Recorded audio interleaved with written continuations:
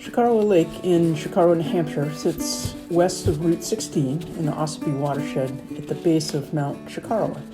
The shallowness of the lake, with its average depth of 12 feet and maximum depth of 27 feet, and its close proximity to what's become a major north-south route, pose risks to water quality. Over the last 50 years, the Chocorua Lake Conservancy has protected most of the Chocorua Lake watershed through conservation covenants and easements that have preserved wooded buffers around the lake.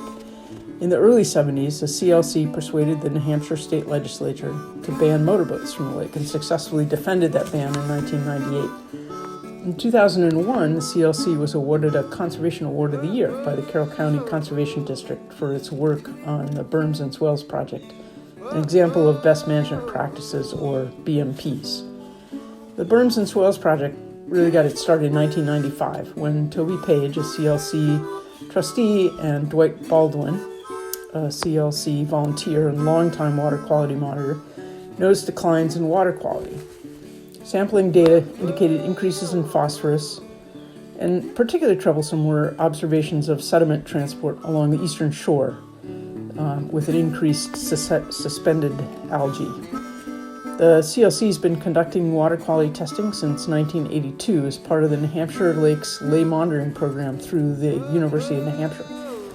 To pinpoint the cause of the increased phosphorus levels, Toby and Dwight worked with Bob Craycraft of the Lakes Monitoring Program to increase monitoring of phosphorus levels and help to coordinate a phosphorus budget study to look at the volume of water and sediments coming into the lake from various tributaries. These studies concluded that runoff from Route 16 was the primary culprit. Highway runoff, especially during rain events, includes sediments and fine sand, salts, motor oil, and gas, all of which can cause phosphorus changes. The goal of the Chocorua Lake project with Berms Swales was to slow water flow and filter the runoff coming from Route 16 before it reached the lake.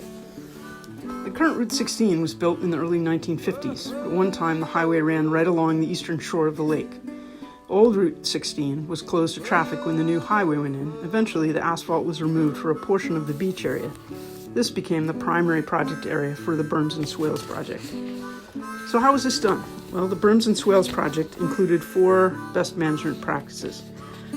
Plunge pools and sediment basins to settle soil containing nitrogen and phosphorus. Channels and gullies were lined with stones for stabilization. Diversion ditches were created to divert runoff away from sandy beach areas and preventing it from going directly into the lake. And new culverts and culvert extensions under old Route 16 outlet culverts sent runoff to more stable areas. Stone sediment basins were created at the head of culverts running under the highway, primarily where intermittent streams run off the hill and show increased flow during rain events. The rock basins at these points allow sediments and leaf litter to settle and be filtered out before going into the culverts under the highway. Drainages flowing from the other end of the culverts are also stone-lined to slow the flow of water and allowing it to percolate and be filtered before entering the lake. In some areas, these go into ditches that divert water into forested areas rather than the lake. The swale, best thought of as a long diversion ditch, was created parallel to Route 16, between the highway and the shore of the lake. Heavy machinery was used to dig the swale, which is then lined with a landscape fabric and stones and cobbles. The stones allow water to be slowed and to percolate into the ground, while the landscape fabric acts a little bit like a large coffee filter, straining finer particles. The berm is a long raised hill parallel to and on the lakeside of the swale. Vegetation on this heightened land catches dust from the road, and the vegetation's root systems filter runoff from the highway. At construction, the berm was planted with native New Hampshire vegetation, including many common lakeshore shrubs like alder, highbush blueberry, serviceberry, and witch hazel, which is quite common around the lake. Between the berm and shoreline, there's now a walking path on the site of the old highway, and along the shore, islands of vegetation are interspersed with beach areas for visitors. After these best management practices were put in 2000, water quality sampling showed an over 80% reduction in phosphorus and a leveling off of the algal concentrations as well. Water quality sampling in the last 20 years since the project was installed shows stability in phosphorus, even with what appears to be an increase in traffic on Route 16. The project owes its success to committed volunteers and the many professionals involved from state and federal agencies. The Department of Transportation, Department of Environmental Services, University of New Hampshire, Natural Resources Conservation Service, Carroll County Conservation District, and also the town of Tamworth all played important roles. The North Country Resource Conservation and Development Agency was a coordinator of all these partners.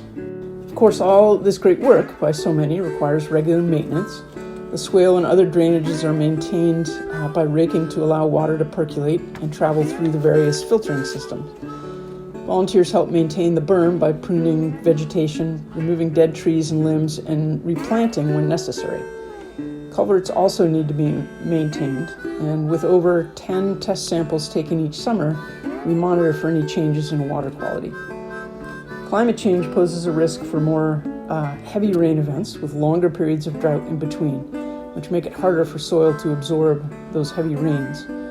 Whatever water body you're caring for, best management practices can be employed to prevent potential contamination from runoff.